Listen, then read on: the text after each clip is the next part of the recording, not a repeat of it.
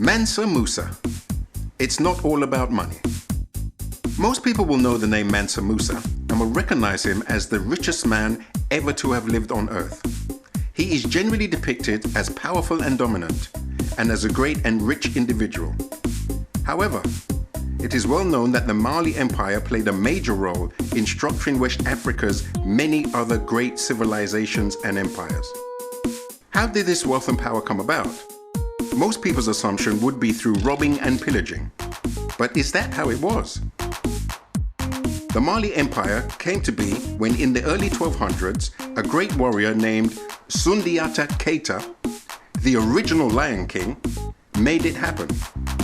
He staged a rebellion against the state of Old Ghana and defeated his sovereign forces and consolidated the new empire.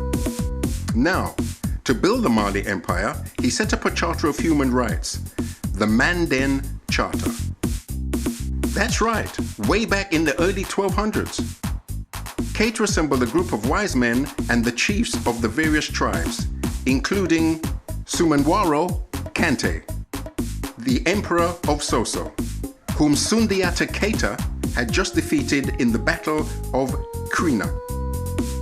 After the Charter's declaration, it was passed down through the griots and bards, who were governors and orators, media of the time, and went on from father to son. And this went on for centuries, highlighting West Africa's rich oral tradition.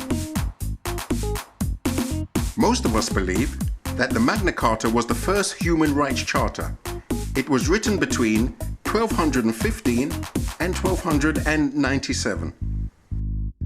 European historians have dated the Manden Charter to 1236, but others believe it was declared prior to that. It predates the English Bill of Rights, which was 1689, and France's Declaration of the Right of Man and of the Citizen in 1789. And although most scholars today don't believe that it predates the Magna Carta, some do. Although the Manden Charter was not initially written down, the spoken document, which has also been called a constitution, contains the preamble and 7 chapters. The Manden Charter speaks on social justice, the sanctuary of human life, women's rights, a right to an education, food security, and even self-expression. The Charter gave equal rights to citizens, including women and slaves. Their aim was to provide peace and social stability.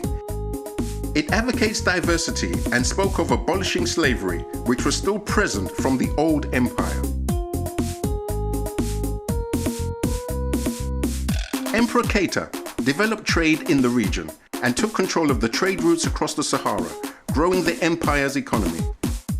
Mali cities, Janneh and Timbuktu, soon grew rich from trade. It wasn't long before they became renowned for their Islamic schools and adobe mosques. Timbuktu even had a well-regarded university containing a library replete with some 700,000 works.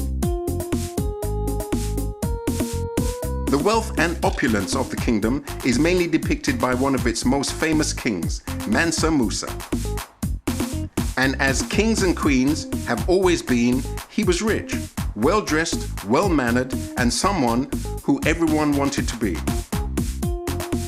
The difference between the wealth and the opulence of the Mali Empire generally, compared to other empires, such as the Roman, the Greeks, and the British empires, is that this empire was built on the principle of human rights and flourished with great success for the good of all during this time.